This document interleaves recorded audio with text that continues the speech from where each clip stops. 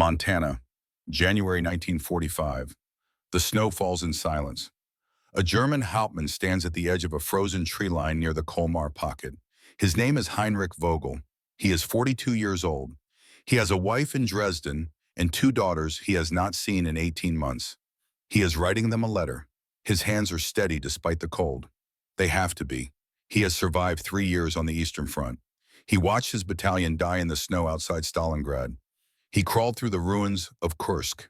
He held his best friend as he bled out in a Ukrainian wheat field. But he is alive. He has learned the rules of survival. Keep your head down. Trust no one. Never stand in the open, except here, 600 yards behind his own lines. He believes he is safe. The pencil scratches against paper. His breath creates small clouds in the frozen air. He writes about the cold. He writes about the food, which is terrible. He writes about wanting to come home. He writes that he loves them. He pauses, looks up at the gray sky, wonders if they are looking at the same sky in Dresden. The bullet arrives before the sound. It travels at 2,600 feet per second. It covers the distance in less than a heartbeat. Heinrich Vogel never hears it coming. The impact snaps his head back. The letter falls from his hands. The pencil drops into the snow. His body crumples like a puppet with cut strings. For 3 seconds, there is only the sound of wind through frozen branches. Then the crack of the rifle reaches his position. A single sharp report that echoes off the trees and dies. But Heinrich Vogel does not hear it. He is already gone. 800 yards away, hidden in a snowbank, so perfectly camouflaged that even a deer would walk past without noticing, a young man lowers his rifle. His name is James Callahan. He is 19 years old. His hands are shaking. He whispers 2 words into the frozen air. "I'm sorry." Then he closes his eyes and begins the slow, careful process of backing out of his position without leaving a trace.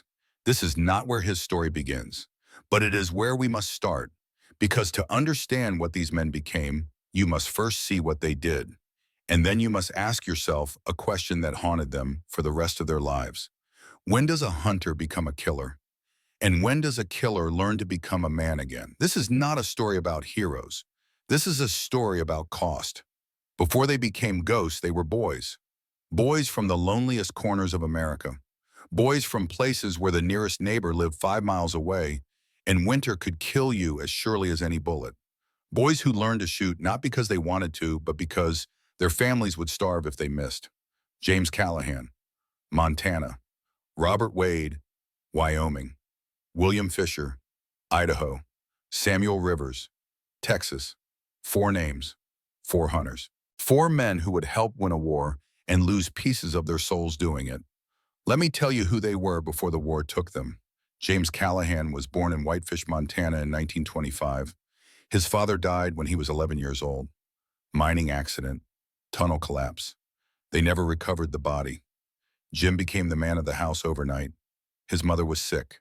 Tuberculosis, though they did not have money for a doctor to confirm it. His 3 younger siblings looked to him for everything: food, warmth, hope. The Montana winter does not care about your age or your circumstances. It will kill you with the same indifference it shows to everything else. Jim learned to hunt, not for sport, not for pride, for survival. At 12 years old, he was tracking elk through snow 3 feet deep. He learned to read the wind by the way it touched his face. He learned to move so quietly that animals could not hear him coming. He learned patience, the kind of absolute stillness that allows you to wait for hours in freezing temperatures without moving a muscle. He learned that a wounded animal suffers, that a missed shot means wasted ammunition, that you have one chance to do it right. His father's last words to him, spoken from a hospital bed 3 days before he died, became his code. "You shoot clean, boy. 1 shot, 1 kill. Anything else is cruelty." Jim took those words into his bones. By the time he was 16, he could hit a running elk at 700 yards with iron sights. The other hunters in Whitefish called him a natural. But Jim knew the truth. There was nothing natural about it. It was necessity. It was hunger. It was the weight of 3 younger siblings depending on him to bring home meat. When Pearl Harbor was bombed in December 1941, Jim was 16, too young to enlist. But he remembers standing in the general store, listening to the radio, watching the men around him go silent. He knew even then that the war would come for him eventually. What he did not know was what it would ask him to become. Robert Wade was different.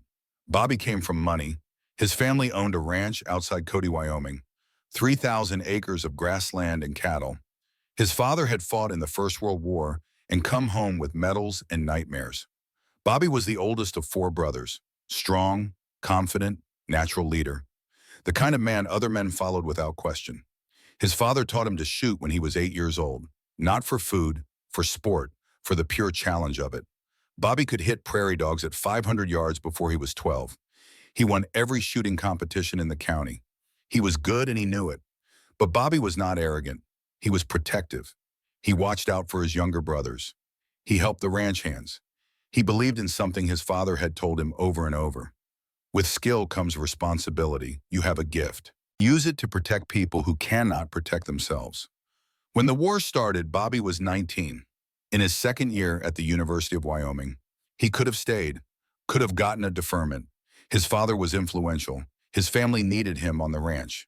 But Bobby enlisted the day after Pearl Harbor. His father did not speak to him for 3 weeks. When they finally talked, his father asked him why. Bobby's answer was simple. Because you taught me that men with skill have a duty, and hiding on a ranch while other men fight is not duty, it's cowardice. His father did not argue, but he wrote Bobby a letter before he shipped out. Bobby carried it through the entire war. It said only one thing. Your grandfather killed Germans with a bayonet. I killed them with a rifle. You will kill them from so far away they never see you coming. I do not know if I should be proud or ashamed, but I know I love you. Come home. Bobby never showed anyone that letter.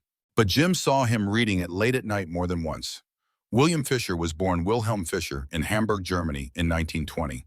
His father fought for Germany in the First World War, came home broken, watched his country collapse into chaos and hatred, watched the Nazi Party rise, knew what was coming. In 1928, when Will was 8 years old, his father made a decision that saved his life. They left, immigrated to America, settled in Twin Falls, Idaho, changed their name, started over. Will grew up between two worlds. At home, his father spoke German, taught him the old hunting traditions from the Black Forest. Precision, patience, honor. Outside, Will learned to be American, learned English, learned baseball, tried to fit in. It was not easy. When the war started, everything got harder. Suddenly, having a German father was not just difficult. It was dangerous. People looked at him differently, called him names, questioned his loyalty. Will enlisted in January 1942, not because he wanted to fight, because he needed to prove something. He needed to prove he was American. But every time he looked through his rifle scope at a German soldier, he saw his uncle's face. The uncle who had stayed in Germany. The uncle who had taught him to track deer through the forest when he was 6 years old. The uncle who was now most likely fighting for the Wehrmacht. Will carried a burden none of the others understood. Every German he killed could have been family. Samuel Rivers was not supposed to be a soldier at all. Sam was born on the edge of the Comanche Reservation in Amarillo, Texas in 1923. His grandfather was full Comanche. His mother was white. Sam lived in both worlds and belonged fully to neither. His grandfather taught him the old ways. How to move through tall grass without disturbing it. How to read tracks that were 3 days old. How to become so still that your heartbeat slows and you merge with the land itself. The Comanche had been warriors. Then they had been hunted. Then they had been forgotten. But the skills remained. Sam's grandfather told him stories about the old days, about warriors who could crawl within 20 feet of enemy camps without being detected, about hunters who never missed because they only shot when they were certain. A warrior does not waste life, his grandfather said. Every kill must be honored. Every death must be remembered. If you take a life without respect, you poison your own spirit. Sam took those words seriously. He became a hunting guide. Rich men from Dallas and Houston would pay him to help them track deer and wild boar. Sam was the best. He could find animals other guides swore did not exist. When he enlisted in 1943, his grandfather performed a ceremony. Sam knelt before him. His grandfather placed both hands on his head and spoke in Comanche. Then he translated. You will walk between two worlds. You will kill men. But you are not a murderer. You are a warrior. Each man you kill, you must carry. You must remember his face. You must honor his spirit. Only then can you remain whole. Sam promised. He kept that promise. Every single man he killed, he remembered. 73 names, 73 faces. He wrote them down in a journal, not with pride, with responsibility. And when the war ended, he carried them all. But that comes later. First they had to meet. Fort Benning, Georgia, spring 1943. The call went out to every infantry division. The Army needed snipers, not just shooters, hunters. 200 men showed up. Farm boys, city kids, competition shooters, hunters, men who thought they knew how to use a rifle. The selection course destroyed most of them in 3 days. But 4 men stood out immediately: Jim Callahan, Bobby Wade, William Fisher, Samuel Rivers. They did not know each other yet. They came from different worlds, different backgrounds, different reasons for being there. But they shared something the instructors recognized immediately. They had the stillness. The instructors called it fieldcraft, the ability to become invisible, to wait, to endure cold heat, hunger, thirst, pain, boredom, fear, and still take the shot when it mattered. Most men cannot do this. Most men fidget, adjust position, make noise, reveal themselves. These 4 men could lie in one position for 8 hours without moving anything except their eyes. The head instructor was Captain Richard Morrison. He had been a sniper in the First World War, lost hearing in his left ear from artillery, walked with a limp from shrapnel that doctors never fully removed. Morrison did not teach shooting. These men already knew how to shoot. He taught them how to survive what shooting would do to them. On the first day, he stood in front of the remaining candidates and spoke for exactly 3 minutes. Gentlemen, the Army thinks I am here to teach you to be snipers. That is not true. You already are snipers. You learned in the woods, in the fields, in the mountains. I cannot teach you what your fathers and grandfathers already taught you. He paused. Let the words sink in. I am here to teach you one thing and one thing only: how to come home. Not your body. Your body will come home whether you want it to or not. I am here to teach you how to bring your mind home, your soul, because I have seen what happens to men who lose those things, and it is worse than death. He looked at each of them. Some of you will not make it, not because you cannot shoot, because you cannot carry the weight. And that is not weakness. That is humanity.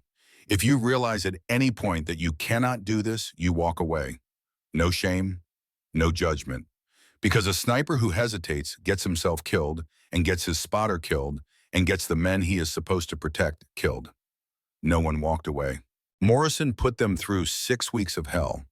They learned the stalk, how to crawl 1,000 yards through open terrain without being detected, how to build a hide so perfect that a man could stand 3 feet away and never see you. They learned breath control, how to slow your heart rate, how to fire between heartbeats, how to make your body a machine.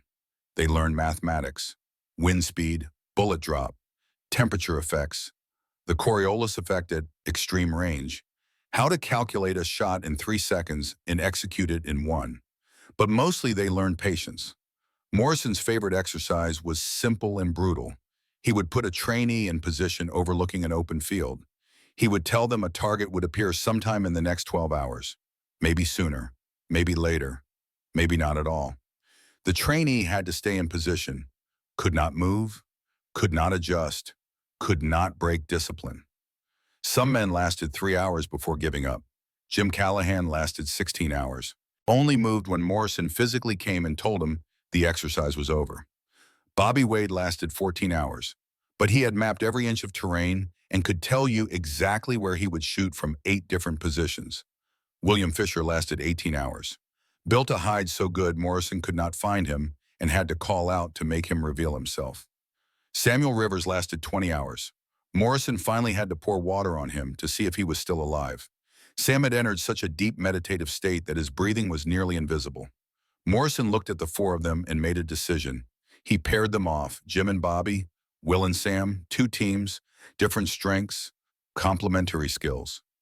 Jim was the natural, pure instinct, could shoot moving targets without thinking. Bobby was the tactician, saw the battlefield like a chessboard, anticipated enemy movement. Will was the perfectionist, obsessed over every detail. Never took a shot unless he was 100% certain. Sam was the ghost, could disappear in terrain that offered no concealment, had patience that bordered on supernatural. Together, they became something more than the sum of their parts. They trained together for 8 weeks, learned each other's breathing patterns, hand signals, how to communicate without speaking, how to trust the man next to you with your life. And they became friends. Not the easy friendship of peacetime, the deep unspoken bond of men who know they might die together. They did not talk about it. They did not have to. But on the last night before deployment, they sat around a fire outside the barracks, and Bobby said something that became their code. Whatever happens over there, we bring each other home. Not just bodies, minds, souls. We do not let each other become ghosts. They shook hands. They meant it. They did not know how hard that promise would be to keep. Sicily, July 1943. The landing was chaos. The island was supposed to be lightly defended. It was not. The Germans had reinforced. The Italians fought harder than intelligence predicted. The heat was murderous. The terrain was worse. But for snipers, it was perfect. Rolling hills, stone walls, olive groves, 1,000 places to hide and 1,000 angles to shoot from. Jim and Bobby were assigned to the 1st Infantry Division. Will and Sam to the 45th. Different sectors, different battles, but the same war. Jim's first kill happened on his 3rd day in Sicily. They were supporting an advance through an olive grove, German position on a hill 800 yards away. Bobby was spotting. Through the scope, Jim saw a German Feldwebel directing mortar fire. He was killing Americans. Had to be stopped. Bobby called wind, called distance, called the shot. Jim's finger tightened on the trigger. 1 breath, 2 breaths. Between the 3rd and 4th he fired. The Feldwebel dropped. Jim expected to feel something. Pride, satisfaction, even shame. He felt nothing. Just the recoil of the rifle and Bobby's hand on his shoulder. Clean hit. Let's move. They crawled backward out of position, relocated 300 yards, set up again. Jim killed 2 more men that day. A machine gunner, a radio operator. That night he vomited behind a stone wall where no one could see him.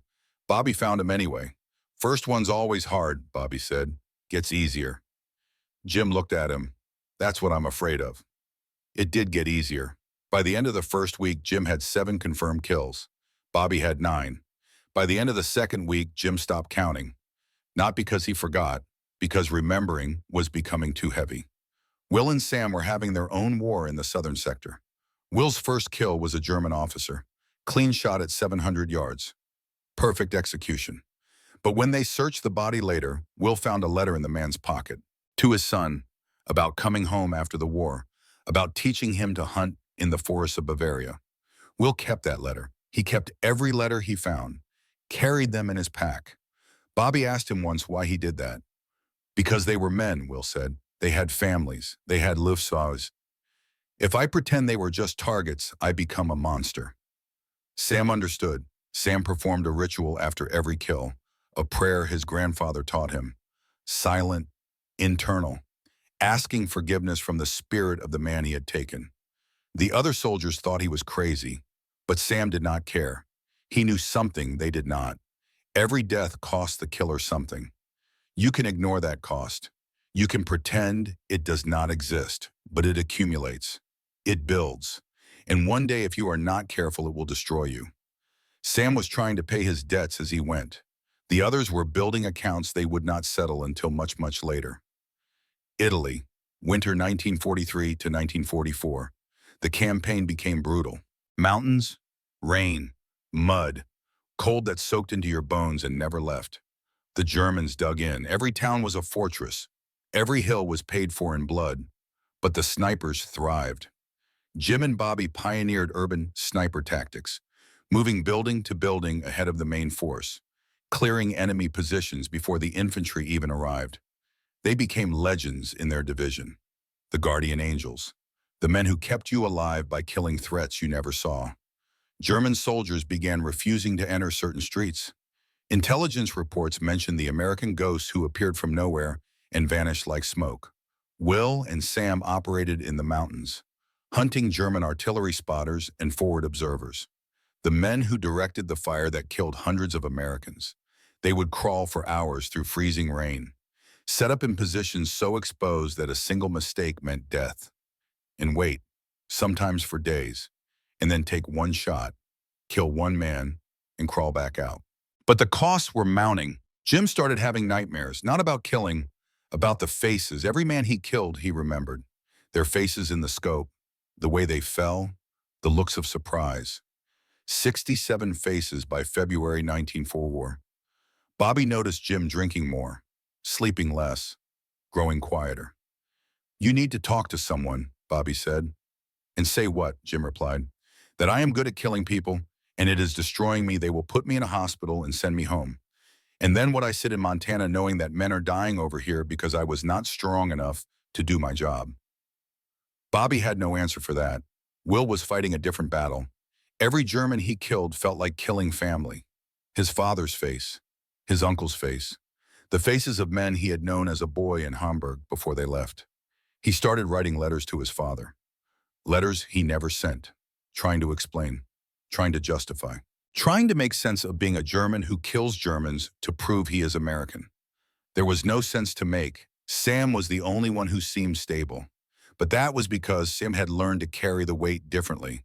After every mission, he would find a quiet place, perform his ritual, speak the names of the men he had killed that day, honor them, release them. The others thought it was strange, but it kept Sam whole when the others were breaking apart. And then everything changed. February 1944, an intelligence briefing. Morrison, now a major, stood in front of them with photographs pinned to a board. "Gentlemen, I have news. The Germans know about you, and they have responded." He pinned up a photo, a man in Wehrmacht uniform, strong jaw, cold eyes, sniper rifle with scope. "This is Oberleutnant Hans Krieger, age 32, Olympic Rifle Team, Berlin 1936, 87 confirmed kills on the Eastern Front. He is the best the Germans have, and they have sent him here to hunt you." Silence. Morrison continued. "He has already killed 2 of our snipers, Patterson and Hughes, 3rd Division, both shot from over 1,000 yards, both clean headshots, both never saw him coming." He paused. "Krieger leaves a calling card, an ace of spades, pinned to a tree or a wall near his kill. He wants you to know it was him." Bobby spoke up. "What do you want us to do, sir?" Morrison looked at them.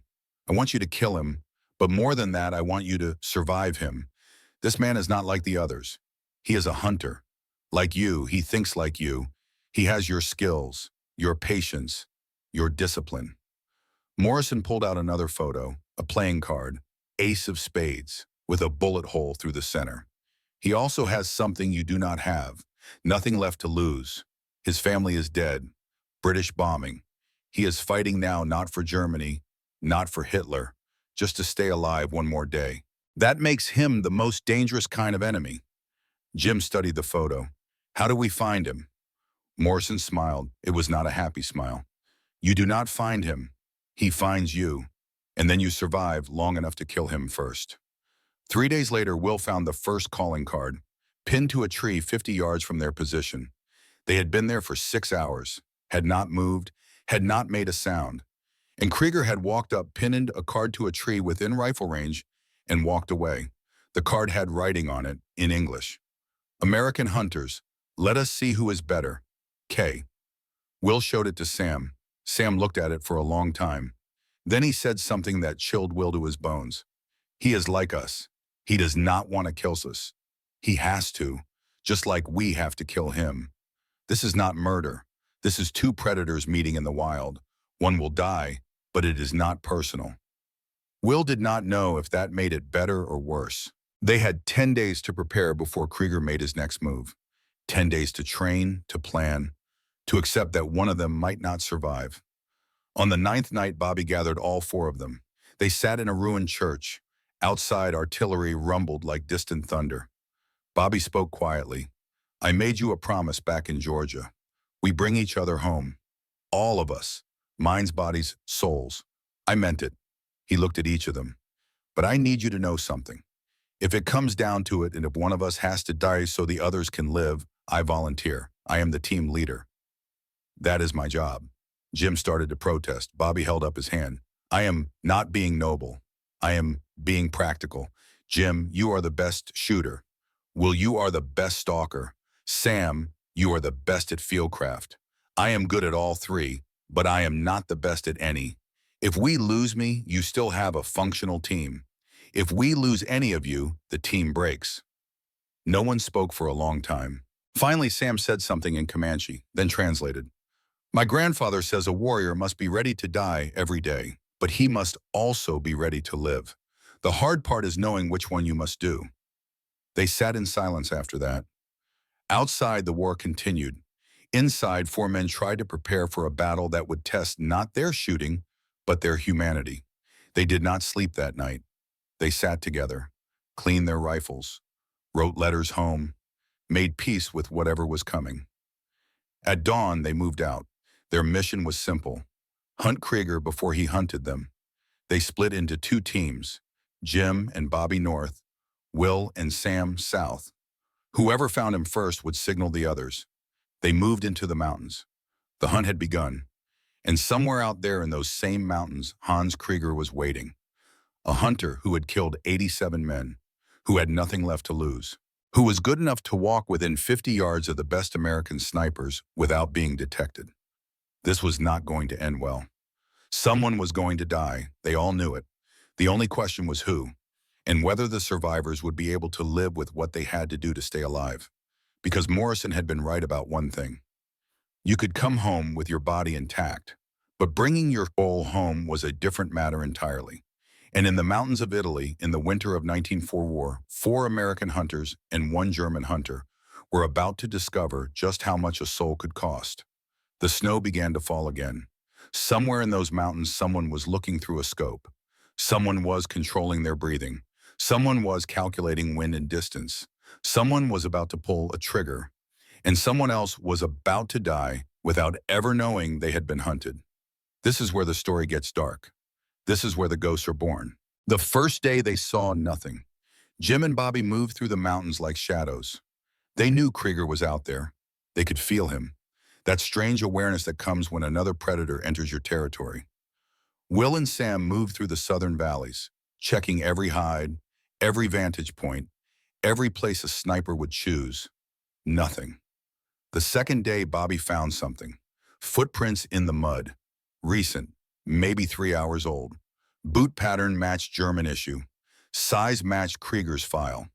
The stride length indicated someone moving with purpose but not rushing. Confident. The prints led to a rocky outcrop with perfect sight lines over the valley below. An ideal sniper position.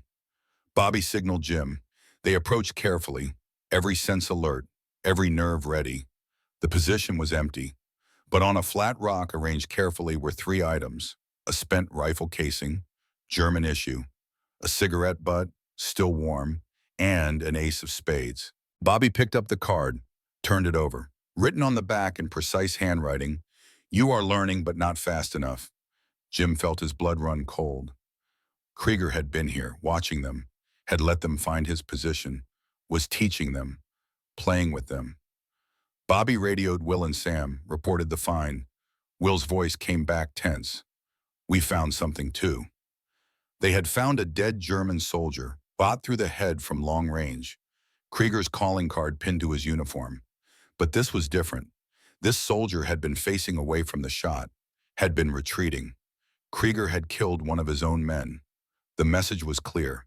Krieger was not bound by loyalty, not bound by rules. He would kill anyone who got between him and his targets. That night, the 4 Americans made camp in a stone farmhouse.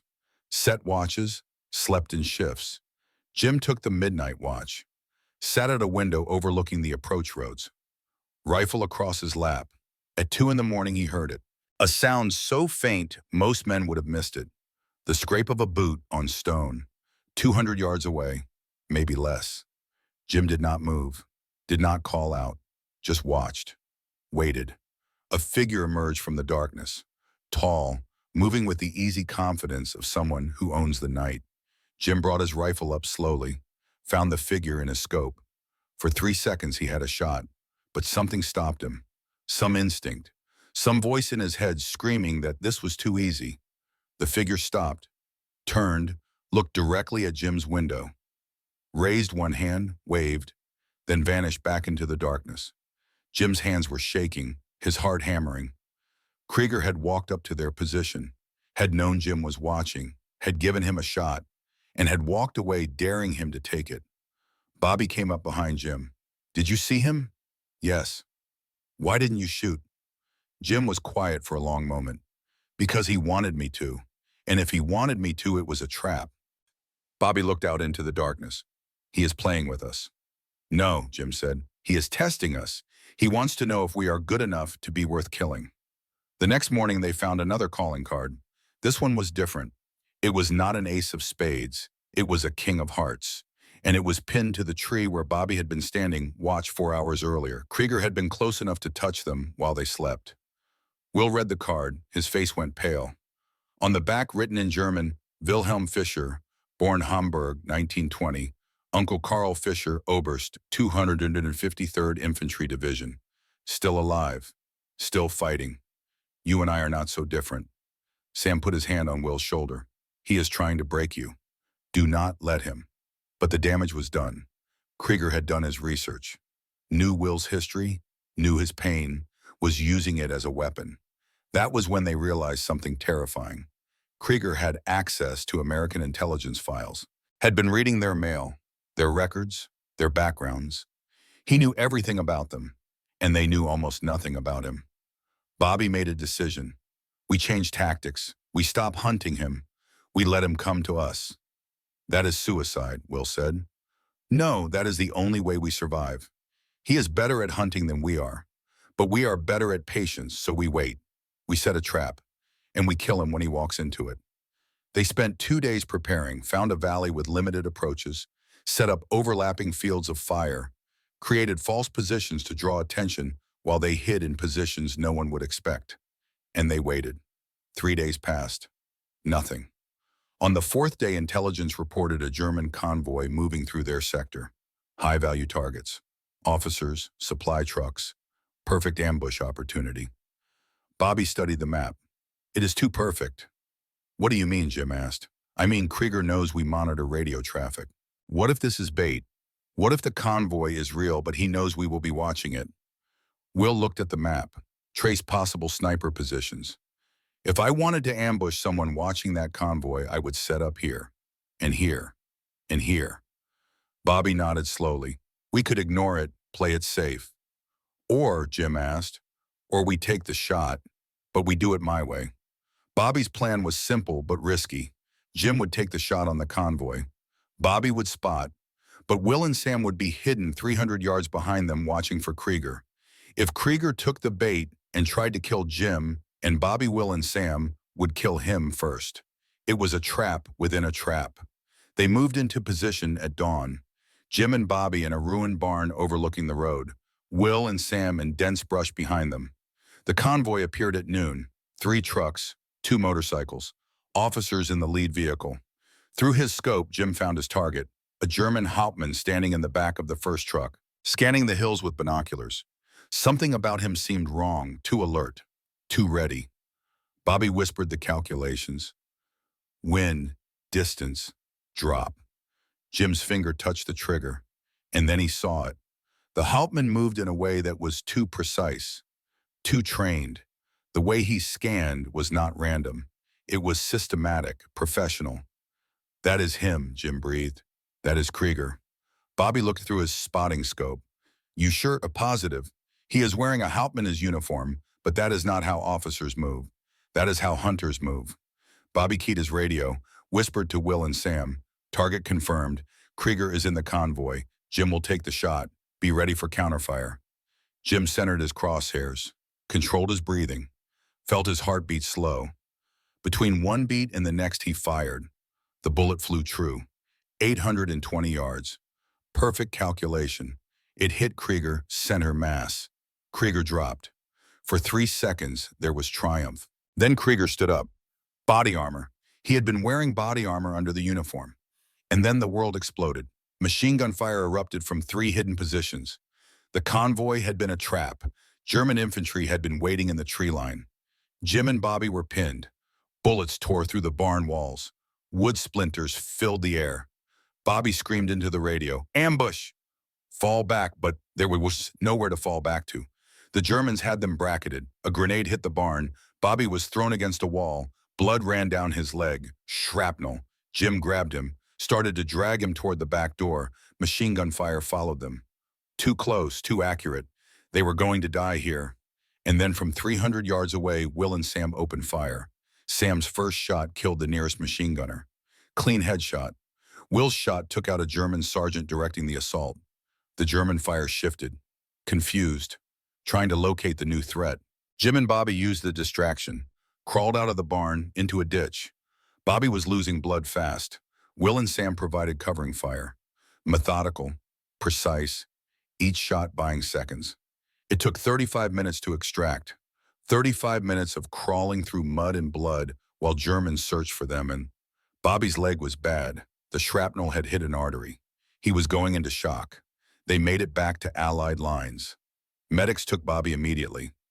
Jim, Will, and Sam stood in the rain covered in mud and blood and watched the ambulance drive away. That was the last time Bobby went on a mission with them. The doctors saved his leg, but the wound was too severe. His sniper career was over. They were sending him home. Jim visited him at the field hospital the night before Bobby shipped out. Bobby was pale, weak, but his eyes were clear. "You finish this," Bobby said. "You kill that son of a bitch. I do not want to do this without you. You have Will, you have Sam. You will be fine." Jim shook his head.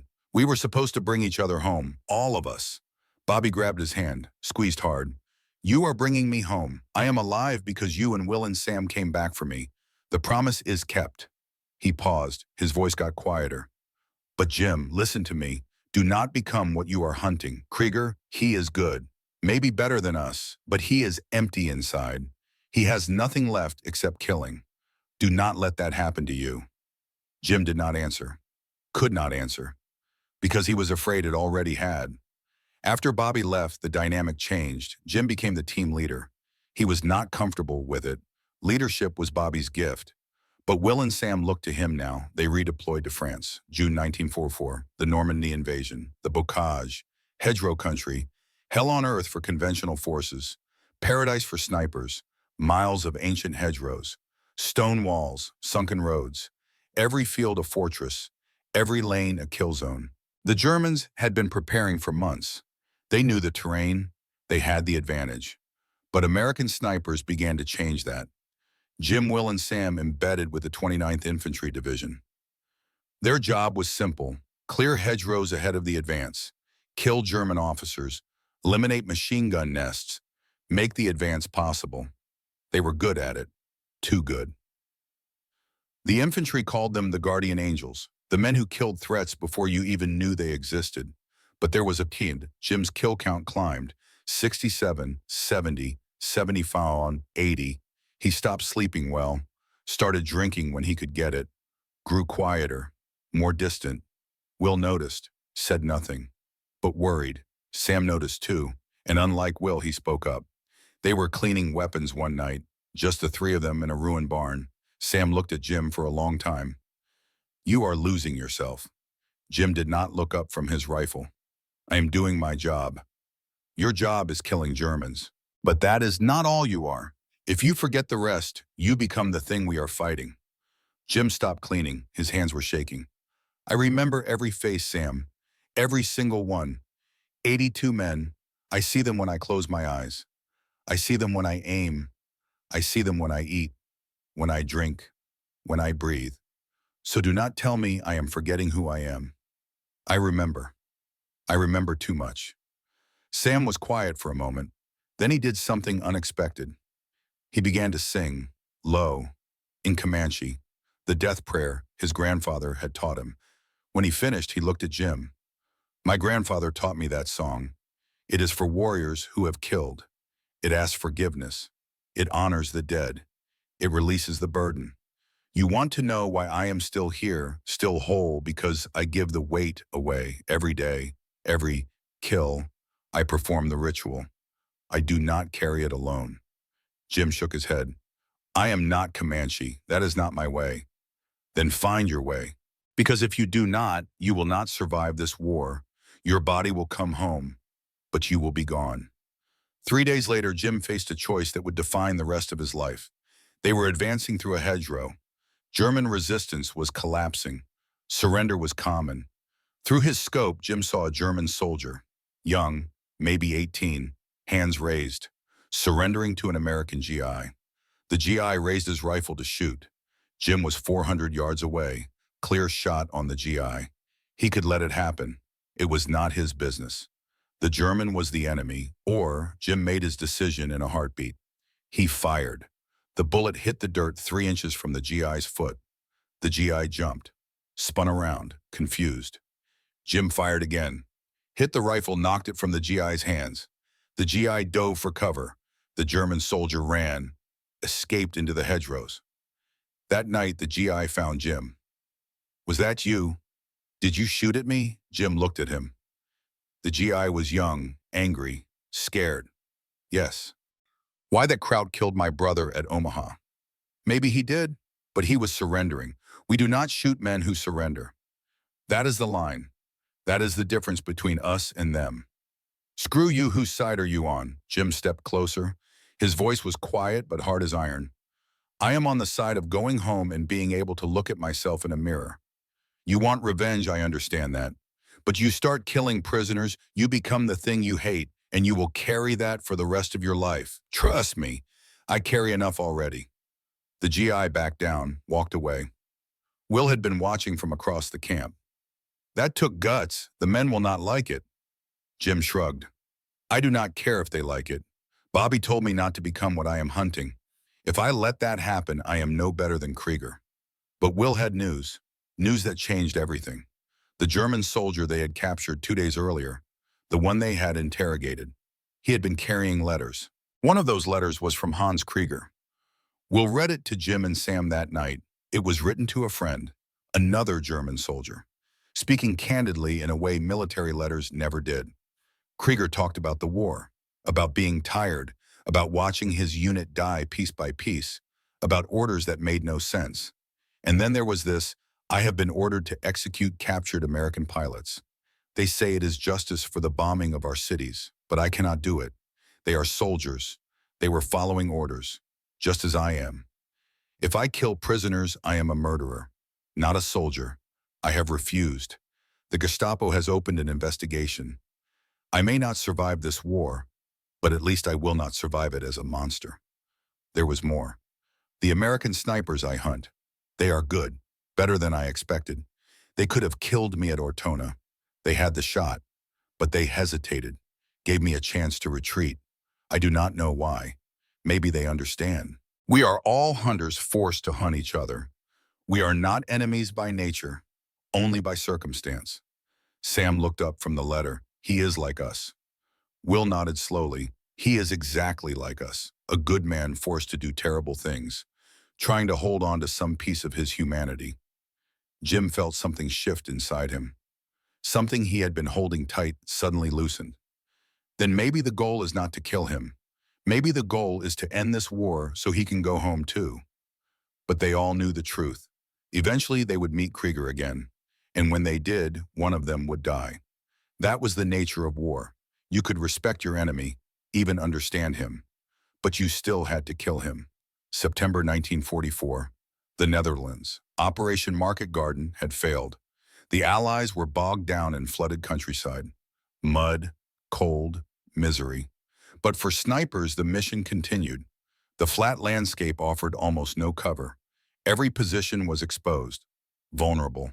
This was where Sam's skills became legendary. In the flooded polders, Sam could sit in waist-deep water for 18 hours without moving. His patience was supernatural. His ability to blend into the environment was beyond anything the Germans had seen. They started calling him the Phantom of the Dikes. German soldiers refused to patrol certain areas. Entire units would detour miles to avoid sectors where Sam had been active. Will was equally dominant, but in a different way. With no natural cover, everything depended on the ghillie suit. Will became obsessed. He would spend 6 hours preparing for a single mission, gathering local reeds, mud, vegetation, creating suits so perfect that you could stand 5 feet away and never see him. On one mission, Will lay in an open field for 14 hours. German patrols passed within 20 yards of him 3 times. Never saw him. He killed 4 officers that day without ever being detected. But Jim was struggling. The kill count had climbed to 93. Each one weighed on him like stones in a pack. He was drinking more, sleeping less, growing more distant. Will tried to talk to him. Jim shut him out. Sam tried his rituals. Jim was not interested. The weight was becoming unbearable. And then in early October, everything changed. Intelligence reported something strange. A German officer moving toward Allied lines, alone, unarmed, carrying a white flag. High probability it was a trap. Or Jim, Will, and Sam were ordered to intercept, capture, or kill. They tracked him for 3 days, through flooded fields, along muddy dikes, through abandoned farmhouses. The German was good, moved carefully, avoided obvious ambush points, stayed in cover. But nobody was better at this than they were. They cornered him in an abandoned stone barn, surrounded the building, cut off every exit. Jim called out in German. Will had taught him the phrases, "You are surrounded. Come out with your hands up." Long silence. Then the door opened slowly. Hands emerged first, empty. Then a man stepped out into the gray light. He was tall, maybe 6 feet, strong but thin from months of poor rations. His uniform was dirty, worn. He was unarmed, and he was carrying a white flag made from a torn bedsheet. The man looked at them. His eyes moved from Jim to Will to Sam, assessing, recognizing. He spoke in perfect English with only a slight accent. "You are James Callahan, Montana, Will Fisher, Idaho, Samuel Rivers, Texas. I have been tracking you for 18 months. Jim kept his rifle aimed at the man's chest. "Who are you?" The man smiled. It was a tired smile. "You know who I am. My name is Hans Krieger, and I am surrendering." For a long moment, nobody moved. Then Hans continued. "I know this seems like a trap. I assure you it is not. I am alone. I have no weapons. I have no backup. I am deserting. And I am trusting you to take me prisoner rather than execute me." Will stepped forward. Why surrender to us?" Hans looked at him directly. "Because you gave me chances. In Italy. You could have killed me. You had clear shots. But you waited, gave me opportunities to retreat. I do not know if it was mercy or tactical caution, but it told me something. You are not monsters. You are soldiers. And I would rather surrender to soldiers than be captured by the SS and executed for desertion." He paused. His voice got quieter. "Also, my daughter is dead. Emma, she was 6 years old. British bombing of Munich. My wife is in a camp. She helped Jews escape. I have nothing left to fight for. I am tired of killing. I am tired of war. I want it to be over." Sam lowered his rifle first. "He is telling the truth." Jim kept his aim steady. "How do you know?" "Because I can hear it in his voice. And because if he wanted to kill us, he has had many chances. He walked up to our camp in Italy. He could have shot us all while we slept." Hans nodded. "Your friend is wise. I am not here to fight. I am here to stop fighting." Hans reached into his pocket slowly, drew out a folded paper. "I wrote you a letter. I hoped I would have the courage to deliver it personally." Will took it, unfolded it, read aloud. "To the American hunters, you have chased me for 18 months. Many times you could have killed me. You gave me chances. I do not know why. Perhaps you understood what I understand now. We are not enemies by choice. We are enemies by circumstance. We are men who were trained to kill, and we are very good at it. But being good at killing does not mean we must enjoy it or want it. I am surrendering to you because I believe you will treat me as a warrior, not as a criminal. Please tell my story. Tell them that soldiers can choose to stop being weapons, that we can choose humanity, even in war." The letter ended with a simple line. "I am ready to go home now, or I am ready to die. Either way, I am finished killing." Jim lowered his rifle, walked forward, extended his hand. "You are a prisoner of war. You will be treated according to the Geneva Convention. You will not be harmed." Hans shook his hand. His grip was firm, the grip of equals. "Thank you." Sam stepped forward, placed his hand on Hans' shoulder. spoke in Comanche, then translated. You fought with honor. Your war is over. May your spirit find peace. Hans looked at him. His eyes were wet. I hope so. I have killed many men. I carry them all. Sam nodded. So do we. We will carry them together now. They walked Hans back to Allied lines, turned him over to intelligence officers. Hans was sent to a POW camp in Belgium. His war was truly over. But for Jim, Will, and Sam, the war continued. And that night, sitting around a fire in a ruined farmhouse, they had a conversation that would stay with them forever. Will spoke first. He was just like us. Jim nodded, exactly like us. A hunter, a good man, forced to kill, trying to hold on to his humanity. Sam added wood to the fire. My grandfather says there is no glory in war, only survival. And the true test of a warrior is not how well he kills. It is whether he can stop killing when the war ends. Whether he can put down the weapon and become human again.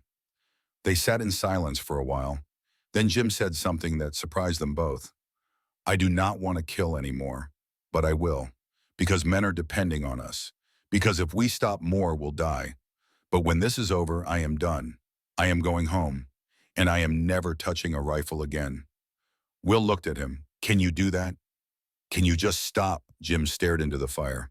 I do not know, but I have to try. Because if I cannot, then what was it all for? They received orders 3 days later, the Battle of the Bulge, German counteroffensive, desperate, brutal. All available snipers needed immediately. They packed their gear, loaded into a jeep, headed toward Bastogne. Sam was quiet during the drive, more quiet than usual. Will noticed. What is wrong? Sam did not answer for a long time.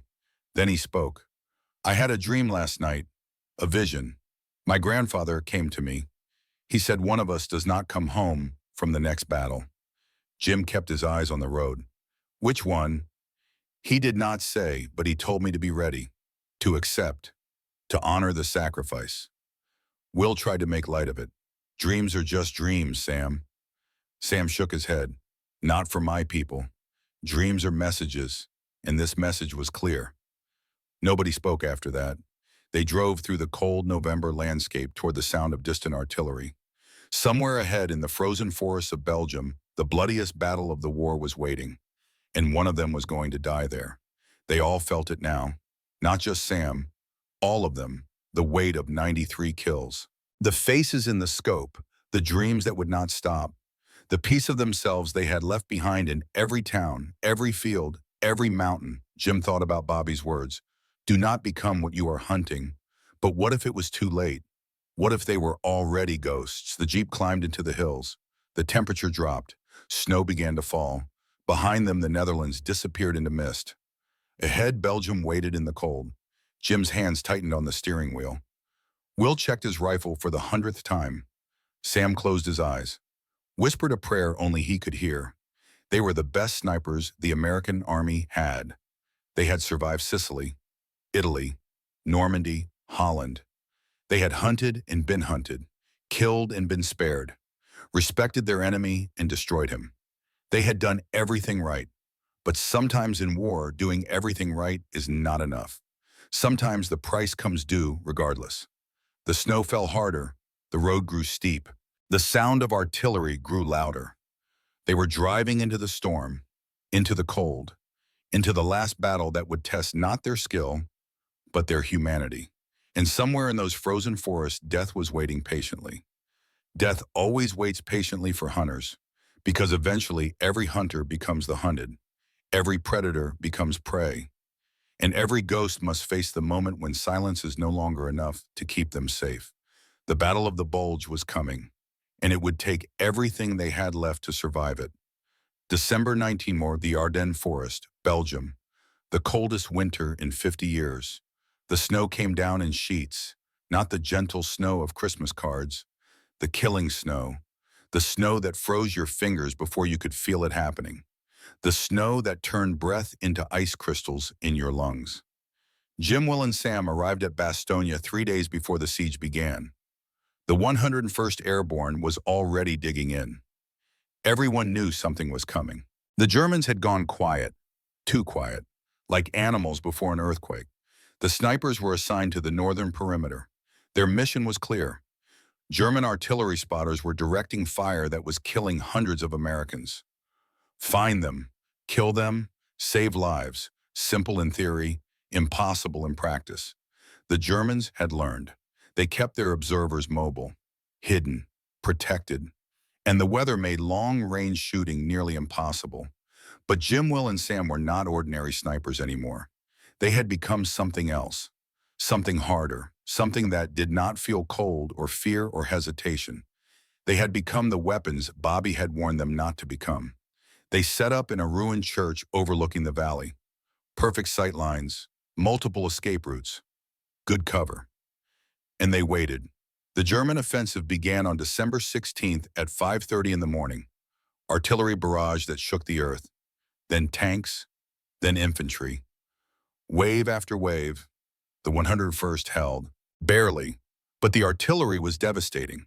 Medical tents, supply depots, command posts. The Germans knew exactly where to shoot, which meant they had spotters. Close, watching. Jim glassed the tree line with his scope, looking for anything.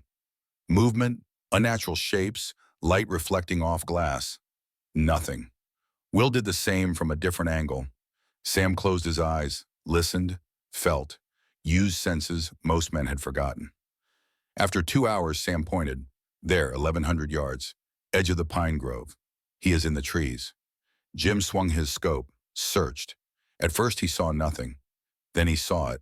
Not the spotter, the absence of snow, one branch where snow should have accumulated but had not, because someone had brushed it away to create a shooting lane. I see him, Will calculated. Wind was gusting, 20 to 30 miles per hour. Temperature was dropping, 17 degrees Fahrenheit. The bullet would behave differently in this cold. 1,140 yards. Wind right to left variable. Temperature effects significant. This is maybe a 60% shot. Jim settled into position, controlled his breathing. His trigger finger was still healing from the frostbite in Italy. It hurt, but he could still shoot. He waited, watching the branch, waiting for the spotter to move, to give him a clearer shot. Minutes passed, 10, 20, 30. Then the German made a mistake, shifted position. For 3 seconds, his head was visible through the scope. Jim fired. The bullet took 4 seconds to arrive. 1,140 yards through gusting wind and falling snow. Through the scope, Jim saw the German spotter fall from the tree. The artillery fire shifted, became less accurate. The spotter was dead or wounded. Either way, Americans would live because of that shot. But there was no triumph, just the mechanical process of cycling another round, scanning for the next target, continuing the work. They stayed in that position for 3 days. Jim killed 4 more spotters. Will killed 3. Sam killed 5. Each one meant fewer American casualties. Each one was necessary. But the cost was mounting in ways that had nothing to do with bullets. Jim was not sleeping. When he closed his eyes, he saw faces, not just the men he had killed, but their families, the wives who would get telegrams, the children who would grow up without fathers. Will was pulling away, speaking less, performing his task with mechanical efficiency, but losing the humanity that had made him different. Sam still performed his rituals, but they were taking longer, the prayers more desperate, the burden growing heavier. On the 4th day, intelligence reported a high-value target, a German colonel directing the artillery barrage. If they could kill him, they could disrupt the entire German fire plan. The problem was location. He was operating from a farmhouse 1,400 yards away, extreme range, difficult conditions, and heavily guarded. But the payoff was worth it. One shot could save hundreds of lives. Jim studied the map. We cannot get closer. The ground between here and there is open. We would be spotted before we got within 1,000 yards. Will nodded. So we take the shot from here, 1,400 yards, coldest day of the year. Wind is chaos, but it is possible. Sam was quiet, then he spoke. I will go. They both looked at him. What do you mean? Jim asked. I will infiltrate. Get close, make the shot from 500 yards instead of 1,400. Higher probability of success. That is suicide, Will said. You cannot get that close without being detected. Sam smiled. It was a sad smile. I can. You know I can. I have done it before. Jim shook his head. No, we find another way. There is no other way. You know it. I know it. That colonel is killing our men. Someone has to stop him. And I am the only one who can get close enough to guarantee the shot. They argued for an hour, but Sam was right. He was the only one who could do it. Finally, Jim agreed, but with conditions. You go in, you take the shot, and you get out. No heroics, no risks. You do the job, and you come home. Sam nodded. I will come home. But when he said it, he did not meet Jim's eyes. Sam left at dusk, carried only his rifle ammunition and a knife. No pack, no extra gear, traveling light and fast. Jim and Will watched him disappear into the snow. Will spoke quietly. He is not coming back. Do not say that. I can feel it, Jim. The same way he felt it. One of us does not come home. It is him. He knows it. That is why he volunteered. Jim wanted to argue, but he felt it too. Sam moved through the night like a ghost. Took him 6 hours to cover the 800 yards to the farmhouse. Crawling, sliding, becoming one with the snow and darkness.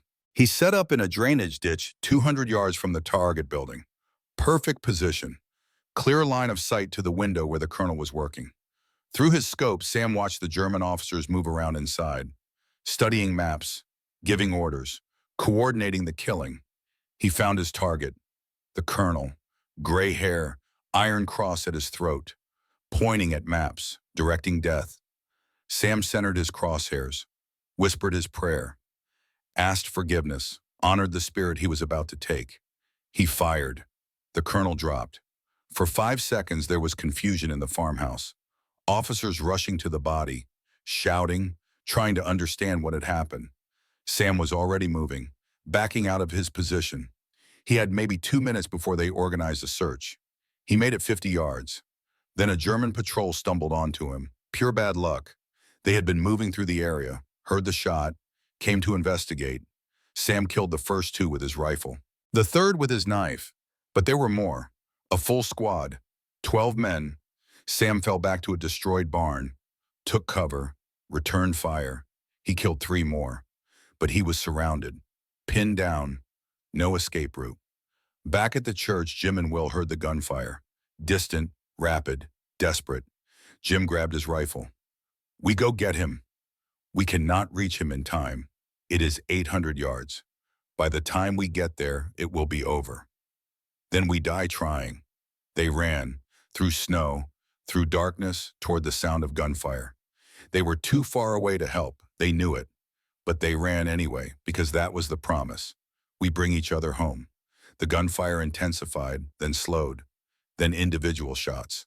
Sam was running out of ammunition, running out of time. Jim and Will were still 400 yards away when they heard the explosion. Grenade, then silence. They reached the barn 10 minutes later, 6 dead Germans outside, 3 more inside. Sam had made them pay for every inch. They found him in the back corner, still alive. Barely. The grenade had torn his abdomen open. Blood everywhere. Too much blood. Jim dropped to his knees, pressed his hands against the wounds, trying to stop the bleeding, knowing it was futile. Will pulled out morphine, but Sam shook his head. No, I want to feel this. I want to be here. His voice was weak, wet, blood in his lungs. Jim was crying, trying to hold Sam together, trying to keep him alive through sheer force of will. You are not dying. I am not letting you die. We are getting you out of here. Sam smiled, blood on his teeth. Liar. But thank you. He coughed. Blood came up. Jim, Will, listen. Tell my grandmother. Tell him I died a warrior. I honored every kill. I carried the weight. My spirit is clean. Sam, please. Will was crying now too. Tell Bobby. Tell him I kept the promise. I came home. Maybe not my body, but my spirit. It is going home. His breathing was getting shallower. The colonel. Did I get him? Yes, Jim said. You got him. Good. How many did that save? Hundreds? Maybe thousands. Sam nodded slowly. Worth it then. His hand found Jim's. Do not become ghosts. Promise me. When this is over, you go home. You become men again. You do not let the killing define you. I promise. Will, I promise. Sam's grip loosened. I see him, my grandfather. He is here. He says I did well. He says the burden is lifted. His eyes focused on something they could not see. I am not afraid. And then he was gone. Jim held him for a long time, rocking back and forth, sobbing. Will sat with his hand on Sam's chest, both of them unable to let go. Finally, German artillery started falling near their position. They had to move. They carried Sam's body 800 yards through enemy fire back to American lines. They would not leave him, would not let him lie in the mud with the Germans he had killed. He was coming home. It took them 4 hours. When they reached the perimeter, they collapsed, exhausted, broken. The medics took Sam's body. Jim and Will sat in the snow, covered in his blood, unable to speak, unable to process what had just happened. Bobby found them there 2 hours later. Bobby had come back, against doctor's orders, walked away from the hospital, hitchhiked rides back to the front. He could not stay away while his men were fighting. When he saw them, he knew. Sam, Jim nodded. Bobby sat down between them, put his arms around both. The three of them sat there in the snow while the battle raged around them. No words, no comfort, just presence. The only thing they had left to give. The Battle of the Bulge continued for another month. Jim and Will fought through it. Mechanical, efficient, empty. Jim's kill count reached 107. Will's reached 91. Neither of them cared anymore. They were just doing the job, getting through each day, waiting for the war to end so they could stop. When Germany finally surrendered in May 1945, Jim was in a foxhole in Bavaria. Will was in Austria. They heard the news over the radio. The war was over. They had survived. But survival felt less like victory and more like punishment. They were alive. Sam was not. That arithmetic did not balance. Jim came home to Montana in August 1945. His mother cried when she saw him. His siblings threw a party. The town treated him like a hero. He smiled, said the right things, pretended to be the son they remembered. But inside, he was hollow. He tried to go back to his old life, tried to work as a forest ranger. But he could not handle being alone in the woods, could not be in places where he might have to shoot. He sold his hunting rifles, all of them, would not touch a gun. His mother asked him once why he did not hunt anymore. I have killed enough, he said. The nightmares were constant. Every night the faces came, 107 men. He knew their expressions in the moment before death: surprise, fear, acceptance, pain. And Sam, always Sam, bleeding in his arms, asking him to remember. Jim started drinking, not socially, not for pleasure, to stop the dreams, to quiet the faces. His family watched him deteriorate, did not know how to help. In 1946, Bobby came to visit. Bobby was walking with a cane now. The leg wound had never fully healed, but he was alive. He had a wife, a baby on the way. He was building a life. He found Jim drunk at noon in a cabin in the woods. They sat in silence for a long time. Finally, Bobby spoke. Sam made you promise something. Jim looked at him, eyes red, exhausted. I remember. Are you keeping it? I am trying. Trying is not enough. You are dying, Jim. Maybe not your body, but everything else. And Sam died to save Americans, not to watch you destroy yourself. Jim's hands were shaking. I see their faces, Bobby. Every night. 107 faces. How am I supposed to live with that? The same way Sam lived with it. You honor them, you carry them, but you do not let them kill you. Because if you die this way, then what was it all for? Bobby pulled something from his pocket. A journal, worn, stained. Sam's journal. The Army sent me Sam's effects. This was in there. He wrote about every kill, every prayer, every burden. The last entry is addressed to you and Will. He handed it to Jim. Jim opened to the last page. Sam's handwriting. Neat. Precise. If I die, I want Jim and Will to know something. You are not ghosts. You are warriors. You did what had to be done. You saved Leeds. You ended a war. You are not murderers. You are not monsters. You are men who answered a call. Now you must do the harder thing. You must learn to live again. Find peace. Forgive yourselves. I will wait for you in the spirit world. And when you join me, I want to see men who lived well, not ghosts who merely survived. Make my death mean something. Live. Jim read it 3 times. Then he closed the journal, looked at Bobby. How? I do not know, but we figure it out together, because that was the promise. We bring each other home. All of us, and Sam is not home until we honor his sacrifice by living the way he wanted us to live. It took time, years. Jim stopped drinking, started teaching at the local school, told kids about the war, not the glory, the truth, the cash, the weight. He never hunted again. But he taught marksmanship, taught safety, taught respect for weapons and for life. He married in 1949, a school teacher named Helen. She knew about the nightmares, held him when they came, never asked him to be anyone other than who he was. They had 3 children. Jim was a good father, patient, kind, protective. But his children noticed something. He never raised his voice, never showed anger, kept everything controlled, measured. His daughter asked him once why he was so calm. Because I used up all my anger in the war, he said. I have none left, and I am grateful for that. Will had a different journey. He came home to Idaho and could not reconcile who he was. German by blood, American by choice, warrior by necessity. He tried to reconnect with his German heritage, but felt guilty. He tried to forget it, but felt empty. For 2 years he drifted. Then in 1947 he did something that saved him. He opened the Sam Rivers Memorial Hunting School. He taught kids how to hunt. But more than that, he taught them Sam's philosophy. Every kill must be honored. Every death must be respected. Every bullet carries responsibility. He taught them fieldcraft, patience, discipline, but he also taught them when not to shoot, how to let an animal go, how to know the difference between sport and necessity. The school became successful.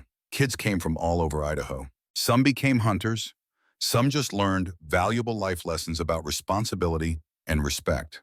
Will never married, but he was not alone. He had his students, his mission, his purpose, and he wrote letters to Germany, to Hans Krieger. They had stayed in contact, exchanged letters every few months. 2 former enemies, 2 hunters, 2 men trying to make peace with what they had done. In 1952, Will received a letter that changed everything. Hans wrote about his life after the war. He had been a POW in Texas, treated well, better than he expected. The American guards had been fair, given him work on a ranch, taught him about American life. He had been repatriated in 1946, returned to Germany, found his country in ruins. His wife had died in the camps, his daughter in the bombing. He had nothing left, but he rebuilt, became a teacher, like his spotter Klaus had wanted to be, taught history, taught young Germans about the cost of war, about the importance of peace. And then Hans wrote something that made Will cry. I want to meet you, not as enemies, as survivors. I want to honor Samuel Rivers. I never met him, but I know he was like us, a hunter who became a soldier, a good man forced to do hard things. I would like to visit his grave, if you will permit it. Will showed the letter to Jim. Do you want to go? Jim thought about it for a long time. Yes, I think Sam would want that, and I think we need it to close the circle. Bobby agreed to come too. In 1953, the 3 of them traveled to Germany, to Munich, to meet Hans Krieger. They met in a small cafe. Awkward at first, 3 Americans and 1 German, former enemies, men who had hunted each other. Hans stood when they entered. He was older now, gray at the temples, lines on his face, but his eyes were clear. They shook hands. Hans showed them photographs. His daughter Emma before the bombing, his wife in her wedding dress. His life before the war destroyed it. Will showed photographs too.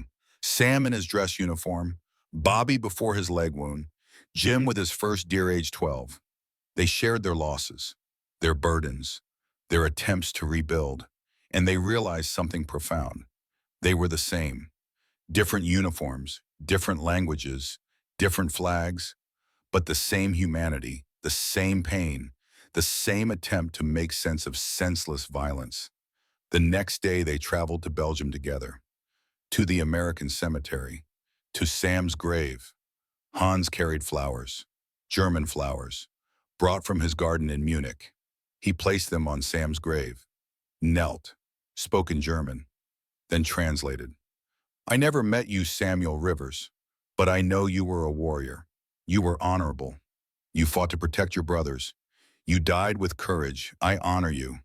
And I promise to live in a way that makes your sacrifice meaningful.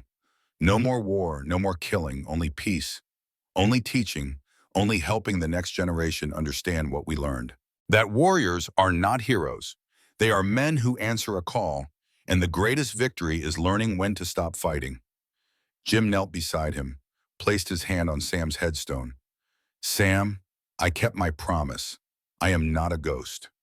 I am a man again. I have a family. I have a life. I carry you. But I do not let you destroy me. I honor you by living well. Will and Bobby joined them. 4 men kneeling in a cemetery, crying. Not from sadness, from release. The weight they had been carrying for 9 years. The faces, the kills, the burden. It did not disappear. It never would. But it became manageable, bearable. Because they were carrying it together now. Not just the Americans, but Hans too. They stayed in Europe for 2 weeks, visited battlefields, told stories, laughed, cried, healed. When they returned to America, something had changed. Jim stopped having nightmares as frequently. The faces still came, but they were quieter now, less accusatory, more understanding. Will made peace with his identity. He was both German and American, and that was okay. He could honor both heritages without guilt. Bobby's legs still hurt, but he stopped seeing it as a wound and started seeing it as a reminder. He had survived. He had a life. He had a purpose. The years passed. Jim became a respected educator, wrote a memoir in the 1990s. Ghosts in the Mud, A Sniper's Burden. It became required reading at military academies. Will's hunting school operated until 2010. Thousands of students passed through. Many became hunters. All became better men. Bobby ran his family ranch, became an advocate for veteran mental health decades before PTSD was officially recognized. Hans stayed in Germany, taught history, corresponded with his former enemies, became a voice for peace and reconciliation. Jim died in 2003, age 78, surrounded by family. His last words to his daughter, I am going to see Sam now, and I can look him in the eye. Bobby died in 1990, age 73, heart attack, quick, painless. Memorial service attended by hundreds of veterans he had helped over the years. Will died in 1997, age 77, buried with Sam's journal at his request. So Sam would know he kept his promise.